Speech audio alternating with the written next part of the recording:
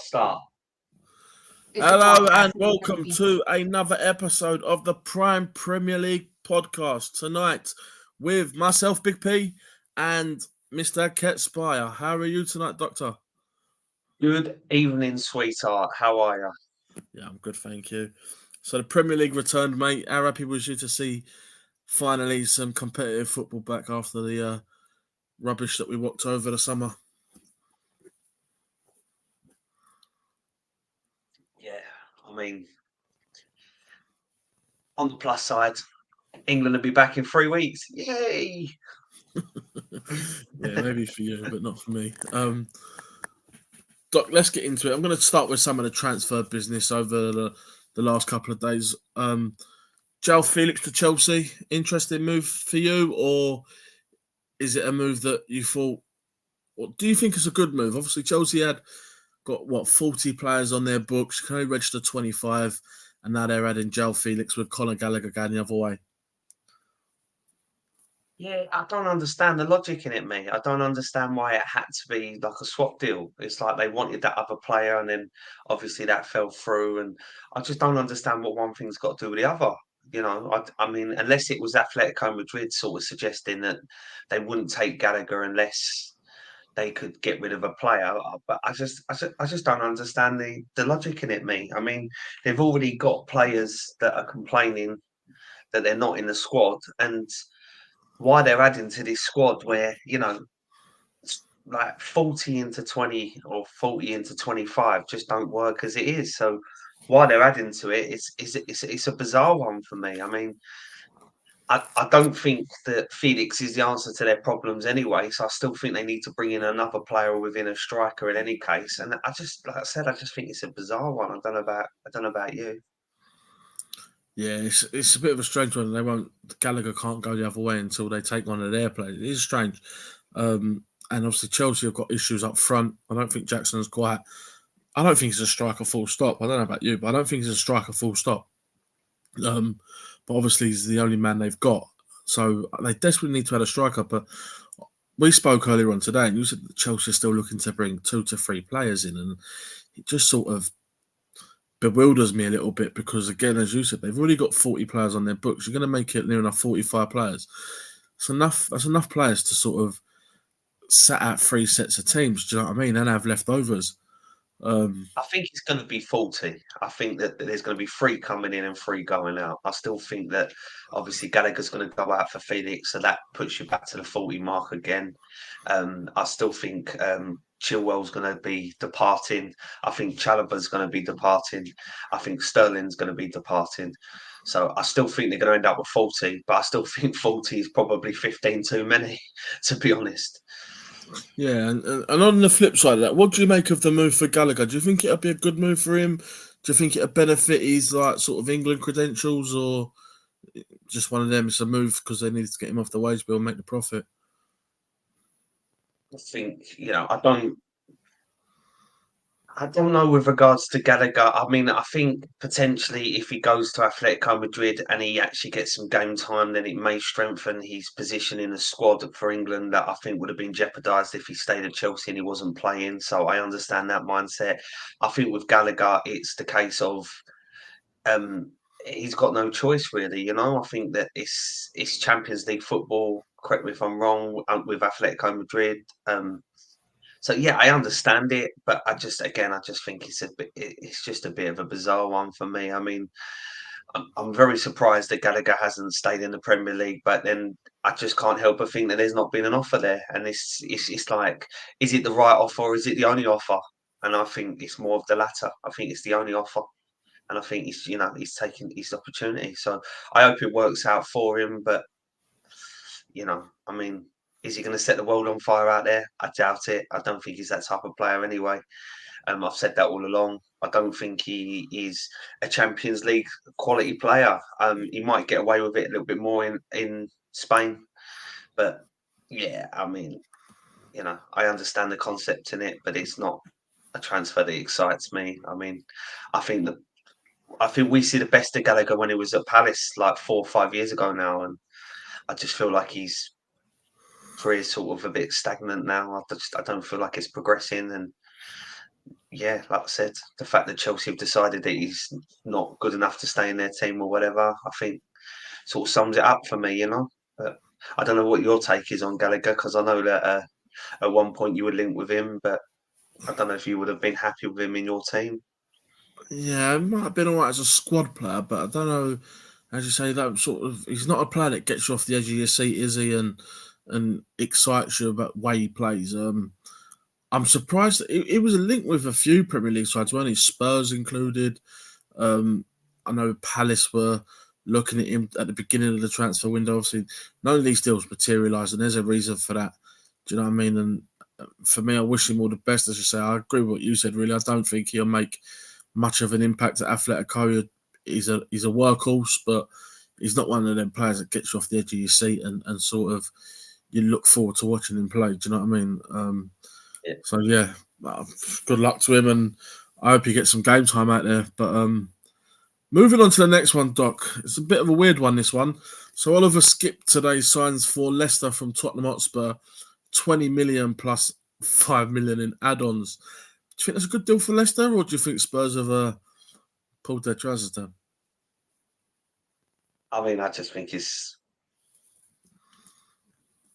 don't understand a team that is fighting for survival potentially. Let's be real. Like Leicester's first and foremost will be staying up.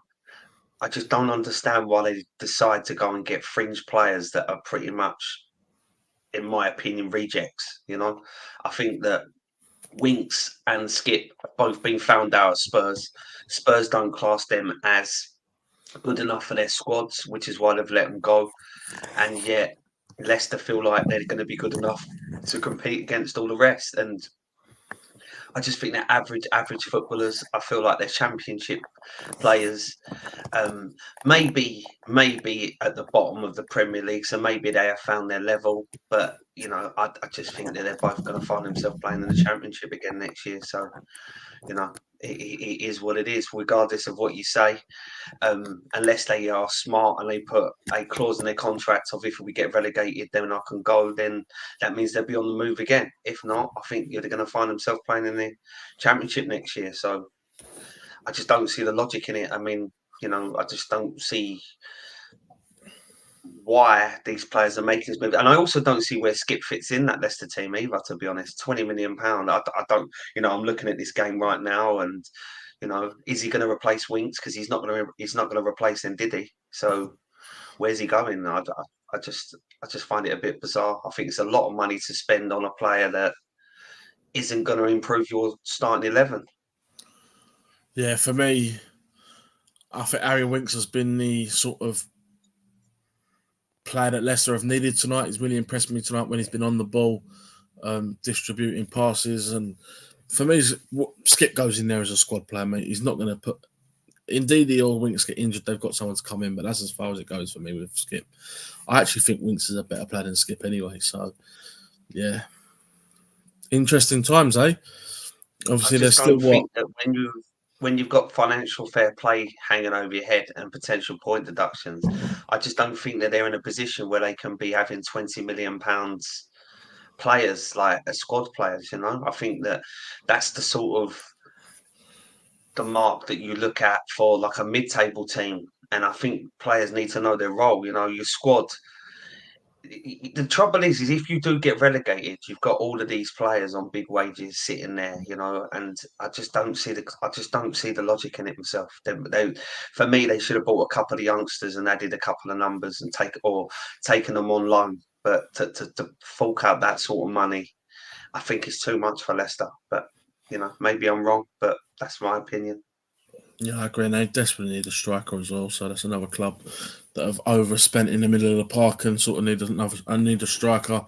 Obviously, with Iheanacho leaving in the summer, Daka got injured last weekend in a friendly. He's out till Christmas, and Vardy's playing this game injured. So, although he scored, so yeah. Right, Doc. Let's move on to the weekend action, mate. There's no better place to start than the G-Tech Community Stadium, where Brentford hosted Crystal Palace the weekend. Your beloved Crystal Palace wasn't a result that I predicted a 1-0 Brentford win, if you remember last week, but wasn't the result you predicted or was expecting from a Palace. But however, there was some controversy around the game. Before we talk about the controversy, mate, what do you think of the performance from Crystal Palace over the weekend? Was you impressed? Wasn't impressed because there was nothing that stood out as impressive. We got what we probably expected with regards to a Glasner performance. The work rate was there, and we looked organised. And for me personally, I generally believe we were a better team. And if we wasn't, I would openly say so. There's nothing to be worried about, and we were just on the wrong end of a result. It's as simple as that. But I mean, the performance was there. I was a bit disappointed with the lack of um, opportunities created. We didn't see much of Mateta in the first 45 minutes, but like I said to you before, I thought it was a strange one that even started Mateta. I would have rested Mateta. I would have given him a week off. The fact that he got a knock and got taken off at half time, he wasn't really at the races. And that's understandable, is it not? Like with the amount of football he's been playing, he's had, excuse me, no rest. But am I convinced that Mateta will be back firing soon? Absolutely, no questions asked. So, like I said, I'm not concerned. Um, it would have been nice to get off to a winning start. A point would have been okay. Obviously, we ended up with none. It is what it is, and we move on. But like I said, I'm not concerned or worried about it. Let's put it that way. Yeah, bit of a strange game for me, really. To be honest with you, let's just address Mr. Whitehead here. He says, "Hello, boys. Vardy at 37, fair play. Um, it's the Prem, it happens." And he put, "Does it annoy you that Mateta starts giving his Olympic? Does it annoy you that Mateta started giving his Olympic?" Participation. It didn't annoy me. No, it didn't annoy me because at the end of the day, first game of the season, I understand the logic in it, but I just think it's the wrong move. That's all. I generally think that Glasner actually got it wrong. Um, I think that even with Will Hughes in there, no Lerma starting, I actually think Glasner got it wrong. But again, that's my opinion. Um, I don't understand the logic as to why Lerner's not starting in the team, and I'm assuming it's because of his participation, but yet you've then gone and started Mateta. So there's no consistency there, apart from the fact that Lerman's got a bit more cover in that position. I think you've got to trust the process, and if you've got Edouard there, then you should trust that he's capable. I think personally, the one thing this has highlighted is I do want to see another striker come in. It's a tricky one though, because when you've got two strikers already and you only play one up top, it's very hard to bring in another striker, because I don't want a fringe player. I want a decent striker if we're going to bring one in. But then ultimately, it's keeping them all happy. So it's a bit of a tricky one, and I do trust the process. So whatever Glasner does, I will back. But that being said, with Mateta picking up that injury, if Mateta does pick up an injury and he's out, and we've only got Edouard, then we are a little bit short of numbers up top. So, like I said, I would like to bring in another striker, really. Yeah. Let's get on to the talking point, which is the free kick from Eze, mate. What so obviously Brentford are 1-0 up at this point, and you get a free kick, and Eze's what, 30 yards out, would you say, and sort of puts it in the back of the It net. was. What do you make of it? There wasn't 1-0 up. It was 0-0. I was still 0-0. What do you make of it? Yeah. So this is the point with the free kick. Listen, the referee's come out and has actually held his hands up, and he's already categorically said he's made a mistake, and it's very obvious with the mistake that he's made. He's blown the whistle too quickly. If he doesn't blow the whistle and he just waits and sees how things pan out, then VAR can interject. So he's ultimately got it wrong. But it's one of them things. I referee games myself, and sometimes, when you see something happen, it's your natural reaction to blow the whistle, and he's blown the whistle too soon. If he hadn't have blown the whistle, like I said, the problem was the ball wasn't in the net before the whistle had blown. So therefore, VAR can't interject and overturn the decision, because the ball's not in the net. The goal hasn't been scored. Ultimately, as soon as the whistle's blown, the game stops. So therefore, the goal can't stand. So it's one of them ones. We've got to accept it and we move on. But it is ultimately wrong. And I do think that not only is it the wrong decision, I generally believe that they don't go up the other end and score so quickly, because they've pretty much scored from the free kick. That's where they've got their possession back, and that's what's put them on the front foot, put their players, because they've got a free kick, they've managed to change the shape of their team and put up top. So I don't think the goal comes if the goal stands. So we would be 1-0 up at that point. And then obviously that's an extra goal we've scored at the end of the game, or one less that they would have scored. So I do think it was a very, very crucial decision.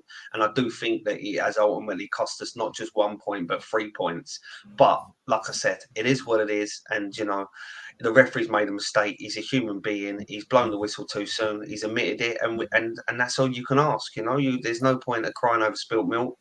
That's what the big clubs are for. The big clubs are the ones that like ask for replays and all the rest of it. Not us. We're sensible, so we take it on the chin, and hopefully we get one that goes our way later on in the season, and I'm sure it will. So it's as simple as that, really. That's another reason why I'm not concerned with the performance, because ultimately we did do enough to win the game. So I'm not going to criticise the team too much. Do you think though, Doc? Right.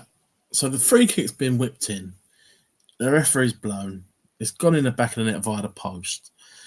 Do you think when a referee has made a mistake the way he has, and when it's as big as he has, and I know it's only first game of the season, so it's not as, I don't want to say important, because every goal was disallowed for the wrong reason is important, but I say crucial. Do you think that VAR should be allowed to say to the referee, at that point, I think you've made a mistake, go and have another look? Do you think that should be allowed? Like, And I know that he's already blown the whistle, but because the VAR know that it's a mistake, do you think he should advise the ref to then go and look at the monitor? you can't. And would you like to It's see not that put in? possible. You can't. In that scenario, you can't. This is the problem. Because the thing is, the goalkeeper would argue, well, I heard the whistle, which is why I didn't dive.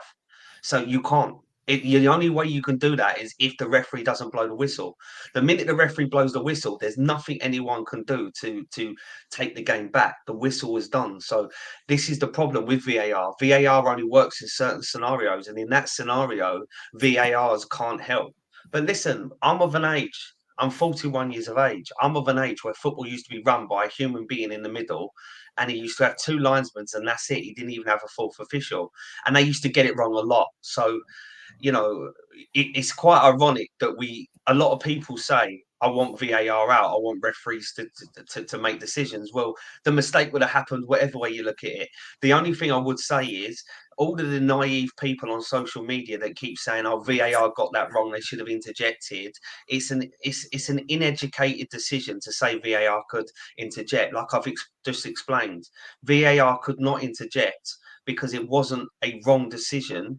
The referee had blown the whistle, therefore the goal wasn't scored. So therefore you can't overturn the decision. You can't say to the referee you shouldn't have blown the whistle. The point is he blew the whistle. You know what I mean? It's one of them ones. Mm. So like I said, it's just that is literally what we call human error. And no one can, you can never ever prevent human error. So it's one of them ones, like I said, it is what it is. We take it on the chin. Um, don't get me wrong. If we miss out on a Champions League spot by 2 points, yeah, then we might be having a different conversation. But at the moment, it is what it is.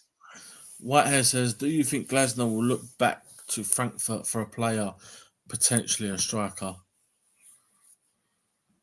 Who knows? Who knows? I mean, he hasn't signed no one from Frankfurt yet, so I don't think that's necessarily the case. I don't think it works like that. I think that there's two sides to every coin, isn't there? Do you go with a player that you trust, and is the player good enough for the Premier League? So, you know, at the end of the day, that's up to Glasner to decide whether he thinks that anyone at Frankfurt is good enough for the Premier League, and not just the Premier League, but like a mid-table Premiership team that's going to push us on. I'm not so sure there is many players at Frankfurt that's good enough.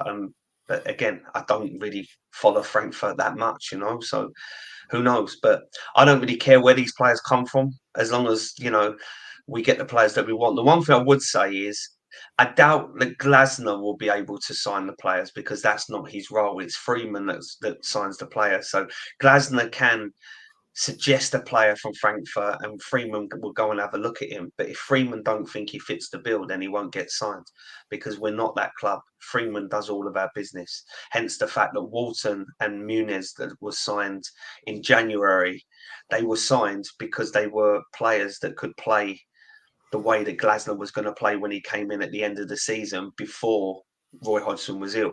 So they were what we call signings for the Glasner's like mindset. Um, so yeah, like I said, it's ultimately Dougie Freeman that makes the decisions, not Glasner. So I don't think Glasner will necessarily get anyone from Frankfurt because I don't think they'd be on Dougie Freeman's radar. But who knows? You never know. We've not even been linked with a player from Frankfurt. If I'm totally honest, we've been linked with a centre half from Wolfsburg. We're being linked with Chalobah from Chelsea. We're now being linked with a 20-year-old from Chelsea. That please don't ask me to pronounce his name. All I know is it begins with an M and it sounds a little bit like Modiaki, but it's not him.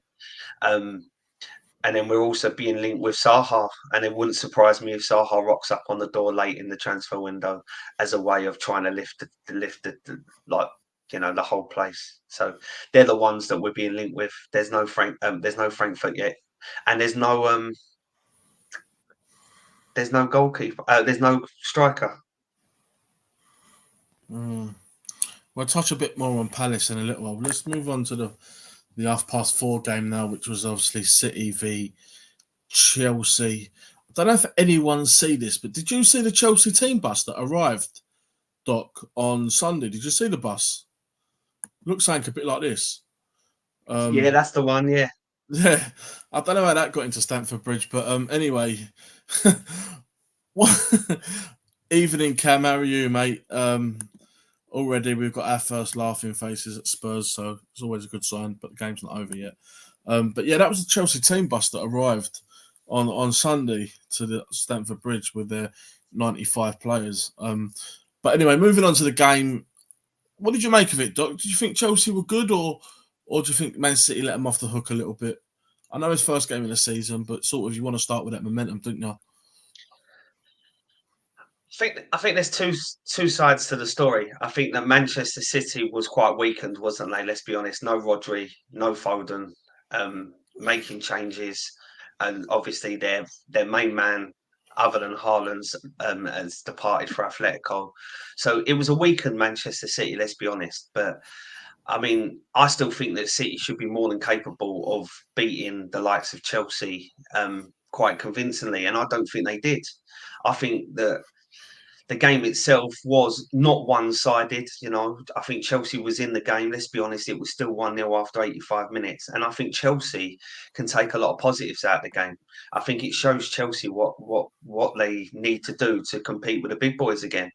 Don't get me wrong, like I said, I think if you fast forward to the next time they play each other, if City have a full team and Chelsea have a full team, it could be a different game. But, I think from Chelsea fans' point of view, first time to have a look at their new manager and how they've shaped up. I think they've done all right, but I also think that Chelsea's problems are very obvious and clear to see. They need a striker.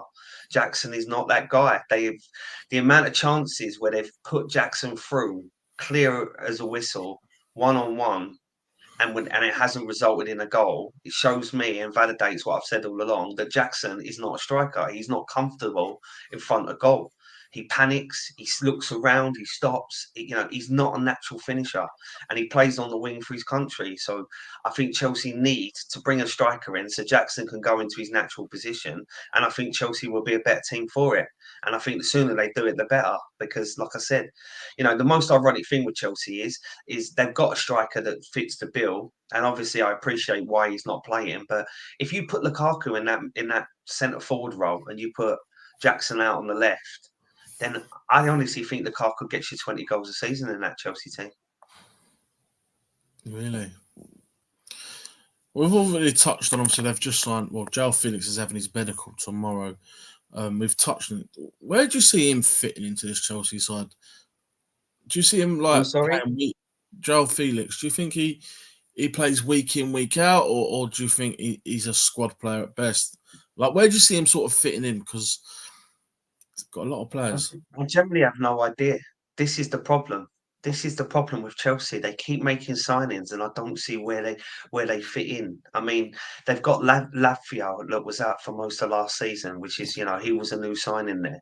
I mean, I don't understand where all these players fit in. I can't answer that question. I mean, I don't even know what formation Chelsea are going to play this year. But one thing I do know is they need to play seven in midfield because the amount of midfielders they've got is ludicrous. So I just don't know. I don't know where these players fit in. I don't understand the vision of Chelsea anymore. I don't understand the identity of Chelsea anymore. I don't know what they're trying to achieve. I just think that they're a very, very lost club. And the weird, weird thing is, they're going to have the uproar in 2 years' time when their director of football leaves and another one comes in anyway. So, you know, they'll probably change direction yet again. And I just feel like Chelsea have lost their way. And I just think they're very confused. Cam says he agrees Chelsea need a number 9. So I'm going to put a question to you. Chelsea don't sign a striker. Do you still think they finish as high as they should? Or do you still think they finish as high as what you predicted? Well, I mean, I haven't predicted them very high. I've said all along that it's all dependent on their manager. Chelsea potentially can finish fifth if they get it right. But in reality, I think that the five teams that I've got in front of them are going to all be strong enough to finish above them. So I don't. I think Chelsea at best are going to finish sixth, and I think Chelsea are going to be fighting for sixth to eighth form, potentially even ninth. With the emergence of some of the other clubs. So I mean, I don't think that they finish in the top six without a striker. That's my opinion. I don't. I just don't think. I don't think. And my reasoning for that is I don't think Jackson is going to have the same sort of season he had last year. People are going to know what he's about now. They're going to double up on him, and I just don't think that wingers can replicate that sort of season. Obviously, he had a few penalties as well. So yeah, I don't think that Palmer's going to put up the numbers. And if they haven't got someone else chipping in with the goals, then they're going to struggle. So yeah, like I said, I honestly think Chelsea will probably finish seventh this year if they're lucky. Obviously, Darmouth Chef said today that Osman, if any deal for Osman to Chelsea is done, it will be done towards the end of the transfer window. And obviously, Lukaku has been linked with a move to Napoli. Just quickly, Doc, because I don't want to stay on this for too long, but if the transfer window comes along and goes, and Lukaku's still at Chelsea Football Club, do you think he gets an opportunity? Well, I don't want to be too controversial, but don't you think Chelsea Football Club would be slightly hypocritical if they don't give Lukaku an opportunity when there's a certain player in their team that's been given an opportunity, and not just an opportunity, but a vice captain role? Let's not name the player and let's not name the incident, but we can all read between the lines. So if you can let him come back, then the least you can do is give Lukaku a chance, right? Yeah, 100%. Guys, just to let you know, Spurs versus Leicester finished 1-1. So very 2 points dropped there for Spurs and a point game in there for Leicester. But we'll touch on that in a little while. Doc, moving on to Saturday, obviously, I want to head to St James's Park where there was another bit of controversy around the Brenton Diaz situation. Do you think he makes a mill of it, or what do you make of the red card? Would you have sent him off? It's a sending off offence. No ifs, no buts, no maybes. It's not even controversial. The geezer's head butting him. You can't do it. Simple as. He's lent his head in. He's made contact. It's a red card. You could argue that it should have been two red cards because the other guy obviously put his head in as well. But the reality is, the red card is 100% correct. There's nothing that you can't even argue it. You can't even defend it or justify it. It's a red card. So, like I said, maybe you could feel a little bit hard done by it that it's not 10v10 because they both sort of done it. But it's a red card. Yeah, what did you make of Southampton's point? Obviously, Newcastle only had one shot on goal, and it went in. What did you make of Southampton? A lot of people writ them off going up there. They thought they'd get an hiding, and they didn't. They were probably the better side and unlucky not to come away with, I'd say, all 3 points, let alone a point. But what did you make of it? Was you impressed by Southampton? I mean, yeah, it's. I don't want to sound like a hypocrite, so I don't really want to give a team props that I'm not prepared to give another team props in a minute when we talk about them. But listen, the teams that have come up are all on a high, they're all on a buzz, right? They've not done much business, and they've got the core of their team there. So it makes sense that they're going to get up for a big game, a big occasion like Newcastle. And Newcastle, when they're playing Southampton first game of the season, if anything, it shows a little bit of like arrogance where it's like, oh, well, we got Southampton, we don't need to turn up to win. But the problem that I've got is like you've just seen with Leicester today, that is it that these teams have put in good performances, or is it that their opponents haven't turned up? And I think that this is the difference. I just think that I don't think that it's the teams that have come up that have put in really good performances. I just feel like that the big boys, so to speak, haven't started in full swing, so to speak. And you know, I have no doubt in my mind at all that when Newcastle play Southampton at St Mary's, if it is still called St Mary's, they'll probably give them a pasting. So yeah, I mean, I just don't think that Southampton have got the quality there. I mean, yeah, you could argue that the goal was sloppy and it would have finished 0-0. But like I said, Newcastle weren't at the races. They didn't really create nowhere near the amount of chances they did. I don't recall Isaac setting the world on fire and having chance after chance or anything else like he did last season. Obviously, Isaac didn't get on the goals on the score sheet either. Um, but yeah, like I said, I don't think.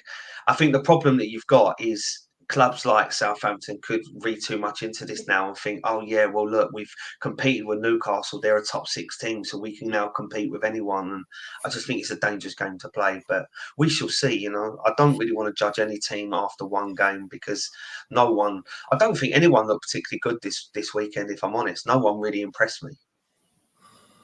Yeah, that got sort of. I'm going to touch on it in a little while, but I think Southampton are a goalkeeper and definitely need a striker because they just ain't got a finisher. But they need a goalkeeper, I think. And I'm talking to obviously certain Southampton fans, Football Martin being one of them, and he just said we're crying out for a goalkeeper that can play the Russell Martin way, which is playing out from the back. Um, whether they go and get Ramsdale is yet to be seen. Obviously, Sam Johnston's been linked with them as well. So interesting times if you're a Southampton fan, I would suspect, and they're probably going to be watching Sky Sports News with a lot of passion late in the next couple of days and coming up to the end of the transfer window. Moving on to the 5:30 game, mate. Obviously, it was West Ham Villa, and as I said to you today, our season don't start till next week. So, no, but all joking aside, moving on to the West Ham Villa game. What did you make of it, mate? And I'll give you my opinions after. I think it's best for you to give the opinion. You would have watched it a lot more religiously than me. I did watch the game, and I have got my opinion on it. But I'd much rather hear your opinion. First time you get to see your new manager. First time you get to see some of your new signings. What was your take on it? What's your opinions? Has it changed your mindset on ambition and everything else this season? Is it a reality check? So, floor is yours, my friend. The floor is yours. I was very surprised with his lineup. I thought see Antonio playing up front. Like, I thought we were past these days. Do you know what I mean? I thought you got to be looking to offload him, and I still think we should be looking to offload him. Um, I just don't think he's got what it takes now, Doc, in the Premier League. Unfortunately, not when you're a club that wants to get to that next level. I thought up until we scored, I thought Aston Villa were the better side, and I did get Moyes' ball back. Do you know what I mean? I had to blink to make sure that I didn't go back a year because that's the sort of level that we were playing at. Then all of a sudden we got the penalty. People say to me it isn't a penalty. I thought it was a stonewall penalty. We'll get your opinion after, but I thought it was a stonewall penalty.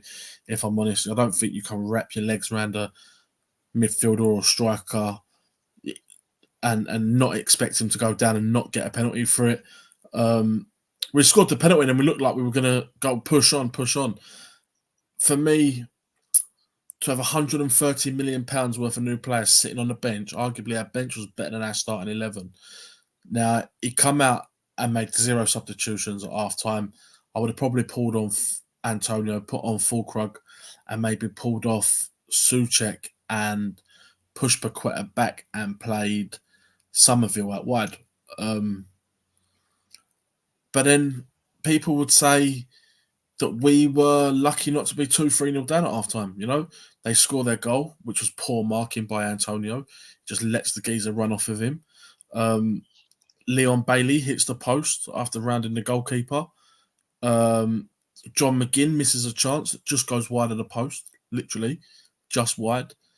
So we rode our luck at times, but for me, I still think that there's something missing at that football club.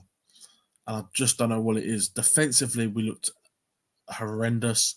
Now, I know, Tadebo's got to come into that, and so is Wan-Bissaka, and that would strengthen the back line massively, I think, personally. So you go with Emerson, Kilman, Tadebo, Wan-Bissaka. So there's the strength in depth there. But then I don't know. For me, I think what changed the game is Emre made his changes early. He pulled Watkins off and put Duran on. And for me, that changed the game. And it got Villa back on top. Now, their second goal, you can't take nothing away from it. I wouldn't say it was bad defending or it was anything less than good play from Aston Villa. The way they spread the ball out wide and Duran gets on the end of it, and you knew he was going to score. We've been linked with him all summer. You just knew he was going to come on to score the goal. But I didn't see much difference, mate, in David Moyes' football to this football. I don't know if it was pressure. I don't know if because there was a lot of anticipation from the fans that it got a bit on top. I don't know.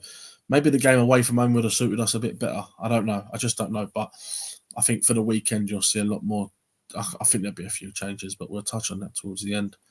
But other than that, I thought it was both teams were awful at the back and both teams look half decent going forward. That's my general honest opinion, mate. Thought a draw was a fair result. But it's first game of the season. I'm not going to read too much into it. Do you know what I mean? And my views ain't changed on where I think we'll finish. They haven't changed. Maybe ask me at Christmas and they might, but at the moment they haven't changed and it's the first game of the season, so I'm not going to read too much into it. Players are still trying to get fit and players coming off international breaks. As we know, the England players only joined up 4 or 5 days ago, hence why Watkins and Bowen were both pulled off. Well, what did you make of the penalty situation? Was it a penalty for you or do you think it was a bit harsh? I don't think it's a bit harsh. It's a penalty. I just think it's a soft penalty. It's one of them ones, but it is a penalty. At the end of the day, it's a penalty. The footballer's gone soft, and that is ultimately why these are penalties now. I think 6 or 7 years ago, you'd be laughed off the pitch. You'd have been dragged up by your ear rolls by the centre back. You'd have been told to get up, and the referee would have stood over you and told you to get up as well. But in this day and age, like you said, you make contact in the box, it's a penalty. So if the penalty wasn't given, I think you'd have been there'd have been uproar. So, the only thing I would say is would you be so convinced if it happened at the other end? And that's the thing. If you can accept that if your defender had done that, it was a penalty, and you would have just said no, fair enough, it's a penalty, then that's fine. But if you actually think to yourself that if it was the other end, I would have felt it was a bit harsh, then I think you're answering your own question. But for me, it was a penalty. West Ham's a funny one. Like I said, I've been speaking to you about this quite a lot, and I just feel like you've hit your ceiling as a club. I just feel like that, yes, you've made some good transfers. Yes, you've arguably strengthened your squad, but have you strengthened your squad enough to actually push on? And what is pushing on? Because to me, I always felt that this conversation about West Ham pushing on, I've always said to you, well, where are you pushing on to? You finished in Europe. You finished in 7th and you won the European competition. Where do you push on from there? And I just think that the same thing applies for me. Yes, I appreciate we haven't seen your new signings. I think this weekend's going to be an interesting one because I think that we'll touch on that later on. But ultimately, this weekend's a big weekend for you as a football club because I do think that if things don't go your way this weekend, then there probably will be a few little moans and groans and a few little whispers. Yeah, I wouldn't be surprised at all, mate, to be honest with you. Yeah. It's sad to see, isn't it, that football's got that. And I think for your question and where you're pushing on to, like, you look at every top club, and I'll say Tottenham here because they're the most recent ones. Now, growing up, Tottenham were never that good. We all know that they were never good. Um, Late 90s, early 2000s, they still weren't that good. They were a mid-table team at best. Never in danger of going down, but they may occasionally push for Europe. But then they push to that next level. Do you know what I mean? And that's where I think West Ham need to get to, like where sort of a Spurs is now. Maybe people will argue that Spurs still need to push on and still ain't at that level, but they're still finishing in European places every year. Do you know what I mean? And that's where I think West Ham can get to, and where I think West Ham need to get to. Now, does it happen overnight? No, it doesn't. Do we need to give time? Yes, we do. But I think every Difference club has to between push on at some point, Doc. the difference between Spurs and West Ham though was Spurs never kicked on when Spurs wasn't nothing great. We had a top four conversation. Spurs only come along when the top four become the top six. But now the top six positions are all taken by the big six. So to break that party, you've got to get a lot right. And that's the difference. Like what makes you think that you're capable of breaking that top six? Because for every good player that you've brought into your squad this year, Spurs have brought into their squad that was better than yours last year. So that's the mindset, you know. I mean, like I said, football's a funny old game, and it's not necessarily the best squads that win it. I mean, look at Leicester when they won it, and there is always exceptions to the rules, and there is always a team that surprises us. But I'd just be very, very surprised if it's West Ham this year and in his first year as a manager at West Ham. I just think that it's going to take you a month or so to get your starting 11 right. And I think the damage will be done when you're talking top six. I think that you'll be, you know, you won't be able to recuperate it, you know. And if you're giving the top six a 4 or 5 game head start, you won't be catching them. Problem is, I think we've got Palace the weekend at Selhurst Park. Then the week after, Man City come to town, and we could be going into the national break bottom of the league. But I want to remain positive. I don't want to look at it like that. I want to remain positive and think we're going to get 4 points at the next two. Whether we do or not, I don't know, but that's to be seen. Doc, let's move on. The big one, Easter weekend. Come on, well off it. Bank holiday weekend. West Ham travel to your beloved Crystal Palace.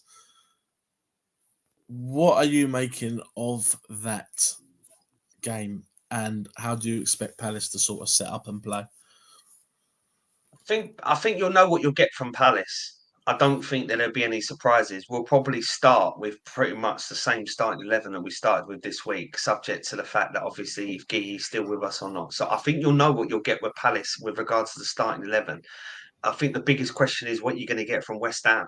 And this is the whole point, isn't it? You know, if you play your new players, then no one has seen them play.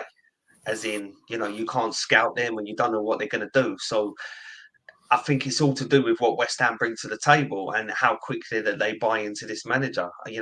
If they come in and they're a little bit off the pace or they're a little bit naive with regards to their positioning, for argument's sake, then I think you could be punished.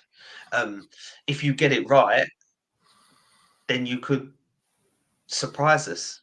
So it's a, Go on, it's an say it, but interesting one. I know you want to say it. Go on, What's that? give us an idea. No, I'm joking. Um, I I, don't think I I don't think you'll give us I don't think you'll give us an idea. I don't think many teams will give us an idea.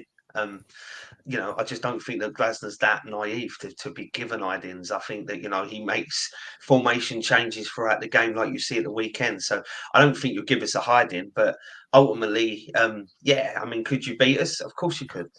That's the beauty of the Premier League, isn't it? I think anyone that actually is that naive that thinks that there's such a thing as a small team nowadays is very much mistaken. There's small club mentalities. But when 11 go with 11 in the Premier League, anyone can beat anyone. That's the beauty of the Premier League. That's why it's so competitive. You've just seen that now with regards to Leicester and Spurs. I've been saying all week there's only going to be one winner here. Wrong. It's one of them ones. Like, Yeah, no one can take anything for granted, and this is the beauty of the Premier League. I think that everyone is strong enough, and I think the caliber of managers now, that when a manager gets it right for their team can go out and beat a manager that gets it wrong. So it doesn't matter how good your players are. It's all, the managers are having to stand up and be counted now. Formations, tactics, all these things are playing a part now. If you show any bit of naivety, you will be found out. yeah, and I think that's what's happened to Spurs tonight, isn't it? They've showed naivety and they've been found out. But I, I, I think he will make maybe 3 changes the weekend from Saturday's performance. I think you'll see Wan-Bissaka come in. I think you'll see I don't think Tadibo, he'll play Wan-Bissaka because it's against Palace. and that's why I think he'll play him. I think he'll play him. He's had a full pre-season at Man United. He is fit. The only thing that let him down for Saturday was he'd only joined the club at the beginning of the week. Now I think Wan-Bissaka will come in. I think Tadibo will come in at centre half, and I think Somerville may play. Um, no, I don't think Somerville will play. Sorry, I think Fulkrug will come in for Antonio. Somerville will start on the bench again. I'd like to see him make 4 and bring Somerville in, but I just don't think he will make that many. I don't think he's that silly to make that many because as you said, you've touched on it already. There are 8 new signings.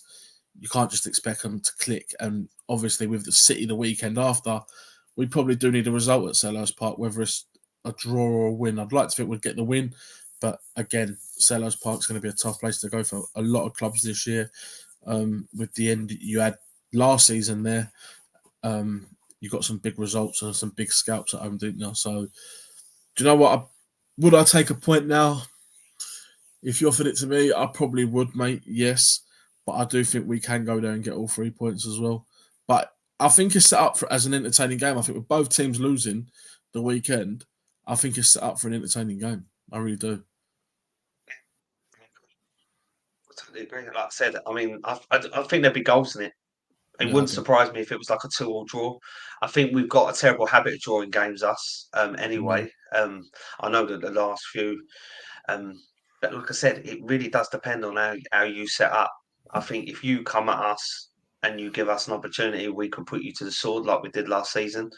I think if you come with a game plan of frustrating us, then I think there's a possibility as well. So, like I said, only time will tell. But don't forget, I am away and I am camping. So if we lose, I don't have very good reception where I am. But if we win, obviously, I will find reception. It's all right, mate. I've got Jen's number anyway, so I'll just call Jen. I think West Ham have a point to prove, mate, especially after last season. Obviously, you give us a tank in there. You've had the bragging rights ever since. Now it's my turn. And that's I'm just a bit on.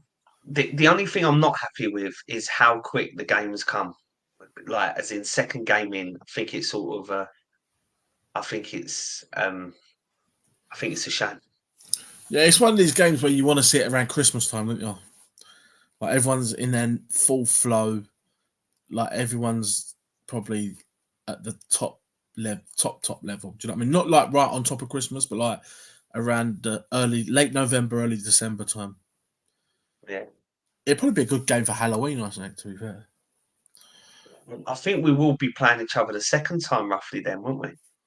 Yeah, yeah. So, listen, it's always a pleasure, mate, to have your company. Likewise. May the best man win, and don't come at me with your trash talking all week. I'm telling you that now. Do you hear me? Tomorrow's Tuesday. Just before we go, do you think business is over for West Ham, or do you see anyone coming in? No, I still see more signings coming in. Sorry, I'm just reading this comment here. It's a great game for April Fools. Good one, Ash. Maybe you should play Man City on April Fools. I see more signings coming in. I can't say the geezer's name, but I think it's Soler from Paris Saint-Germain. We're in advanced talks with them for him. No one knows if it's a loan deal or if it's a permanent deal, but we are in talks with him. And I'll be honest with you, I still think we're going to see a West Ham sign another striker. Um, and I wouldn't be surprised if it's that John Duran. I really wouldn't. What about Palace, mate? See more coming in? Yeah, I'd be surprised if we don't bring any more in. Like I said, I think we're bringing another centre back. It seems like we're going for this Wolfsburg centre back, and we're in advanced talks for him. And we're also allegedly leading the way for the Chelsea youngster, the 20-year-old. So I think they'd be two good additions to the team. And it wouldn't surprise me at all if Saha still ends up at the club. It wouldn't surprise me at all. I think that, I think that we could put a little an audacious bid in towards the end. Just to sort out that left hand side and ultimately add a little bit more of a goal threat. But we shall see, mate. We shall see. Do you think? Do you see many outgoings at Palace as well? And I think outgoings is key for players coming in. Do you see many outgoings at Crystal Palace, or do you think that he's settled with the squad? And I'm not just talking about obviously your Geehy and your Andersons who have been heavily linked with club moves away from the club, like maybe more like your sort of Jeffrey Sloops that have been linked with Celtic and Ayew that's been linked with Leicester. And see many moves. Yeah, some of them I can see is free. Because again, if we're bringing free in, then we might let free out. I think the like you just touched on, I don't think Sloop will go because Sloop was out of contract and we've asked him to stay. If we was going to let him go, we would have let him walk on a free. He's ultimately been picked because he is part of Glasner's plans. I think he may be tempted to let Ayew go, and if Saha is available, then that could be the difference between Ayew going. I think Sam Johnson's been heavily linked with a move away. I don't think Glasner's going to want to lose a goalkeeper. But if Johnson wants to go, then he may let him go. And I still think that potentially Geehy will go or Anderson will go, but it'll be one of the two. So, yes, I do think there will be. I reckon we might lose two players. I think the Geehy will probably go. And then, like I said, maybe Ayew or Johnson. But um, don't think it really matters. I think that we've got enough cover. We're going to bring in a centre back for as additional cover. We've already got Riyadh there anyway that didn't play at the weekend. So I don't think it will matter the three that are going out because they're not what I call key players, with the exception of Guy being the club captain. But like I said, you could put the armband on someone else, which would be Anderson, I would have thought, and then you bring in another centre back, and then like I said, we should be solid again. So I'm not concerned by Guy going, but I do think that if we can keep him, then let's try and keep him. But 65, 70 mil, and you bring in another player who can offer the same. It's the different with a centre back, isn't it? When you're playing three at the back, as long as you've got someone that can do the same job as him, if it's not like losing a goal scorer or a creative player, it's a lot more of an impact. And like I said, we didn't have Guy for half the season last season anyway, and we've already brought Riyadh in. So I think that we're already gearing up for the for the departure of Guy at some point in any case. So I don't think it's the be all and end all, but I do think that it will ultimately happen eventually. What about this comment, Doc? I only see I one only more see player one going, player and that's going, Edward. and that's Edward. There's no way Edward's going. There's no way Edward's going because we haven't got no other cover. We've got no other striker. Mateta's just gone off with a knock. We only have one other striker on our books, which is Edward. So I mean, I say this. You can never say never, but I can't see it. I can't see how Glasner can let him go. So we need him. He's an important player for us this season. So Sure. yeah, I don't want to see Edward go. I'm not saying it's not impossible, but like I said, I want to bring in a third striker so we've got an option if one of them get injured. I don't want to be bringing in another striker and losing one because we're back to square one again. And Mateta is tired. He needs a rest. He's playing week after week. So yeah, I don't want to see Nketiah? Edward go. Nketiah? Never been convinced with him. I mean, I do. It's a weird one because I've always said that with an Nketiah, like he could probably fit our style of play and maybe we get the best out of him. But the money that they want, if he can't score at Arsenal, what makes you think he can score at Palace? So I don't really want him, but if he comes in. I'll accept it. But again, I don't think he'll play much, so I don't see the logic in it. I'd much rather bring in. I'd rather bring in a player. The one that I wanted was the one that's just left from Blackburn because he's a youngster. He didn't cost the end like a lot, 10 million. Um, Smodic. yeah. He's older than the other two strikers you've already got at the club. What's that? He's he's like 28, 29 years old. He ain't that young. What the one that's just finished top goal scorer last year? Yeah, yeah, the one that's just The one joined that's gone Ipswich. to Yeah, Ipswich. yeah, he's But not that young. even if he's not young, like I don't think he would have been concerned not starting every week at Palace, if you know what I mean. I think that he would have Yeah, been. He's a £10 million player, so in the Premier League, that's peanuts. yeah, and I totally agree with you. I totally agree with you. But can he do it in the Premier League? Never played in the Premier League. There's question marks around it, and I think that's why he's joined. He was linked with West Ham, weren't he? Another one linked with West Ham, but I just think Premier League clubs that are consolidated ain't going to take a gamble on a player like that who's 28 and never played in the Premier League. It's all right doing it in the Championship, but how many players have we seen that can do it in the Championship but can't do it in the Premier League? We've seen loads. Do you know what I mean? The thing is, Uh, the role that I would have him at Palace, it wouldn't matter because he'd only be playing every now and then. And like I said, I think that that's where he'd be hungry and want to prove himself, and he'd want to keep his spot. But even so, when Mateta comes back out from the rest, he'd still be second fiddle. It'd be very obvious that he's second fiddle. He'd have to really work his socks off and hit a right bit of red hot form to take that spot. But it doesn't matter because he's not at Palace, he's at Ipswich, so it is what it is. and naturally, he's not a striker either. He's a winger by trade. But yeah, interesting times, I think. Interesting times. Whitehead goes on to say, I'd say might sound audacious, but I see Mitrovic coming back to the Prem at some point. Would you take him at Palace, Mitrovic? As a footballer, yes, but with regards to his attitude and everything else, no. I think he's a liability, and I think he's a bit of a problem player. I think that he would upset the changing room. He sulks when the ball's not getting to him, and I just don't like him as a player on a pitch with regards to his attitude. I like him when he lets his football do the talking, but no, I wouldn't want him back. I would much rather have Tammy over him. If it was me, I think when Tammy was being linked with a £25 million move, I would have took a punt on Tammy, mate. But again, Tammy probably would want to start games. I'd actually take Antonio from West Ham as an option, as long as he would accept not being guaranteed first choice because he's big, he's a lump, and he makes up the numbers. So yeah, like, I've always liked him. We've always been linked with him. The one that I actually did I'll want, drive him there if you want. Only the upgrade one from that I your actually did want because he always used to score against Palace was Iniacho from Leicester when he Yeah, when he was I don't know where released. he went. Sorry, I don't know where he ended up.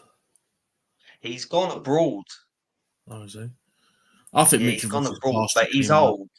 He's very old now. He's like 33, but I would have taken even Chris Wood has got something about Knackville. Yeah, I would take Chris Wood. Chris Wood was linked with us many moons ago. I would take Chris Wood. I would, but again, Chris Wood is going to want to play, want to be a starter. Yeah. All right, Doc. Well, may the best man win on Saturday, mate. We're going to wrap it up. We'll be back Monday. One of us will be smiling. None of us could be smiling. Who knows? We'll wait till Saturday. But Doc, thank you very much, mate. Always a pleasure, never a chore. Have a good Yeah, week and thanks enjoy to your everyone in time. the chat. Thank you for participating. It's always a pleasure. It's a lot easier when we have people coming in and showing us the support. So we do appreciate you all. Thank you for giving us your time. And we will touch base again this time next week. So always a pleasure, Big Pete. Thank you very much. Thank you, mate.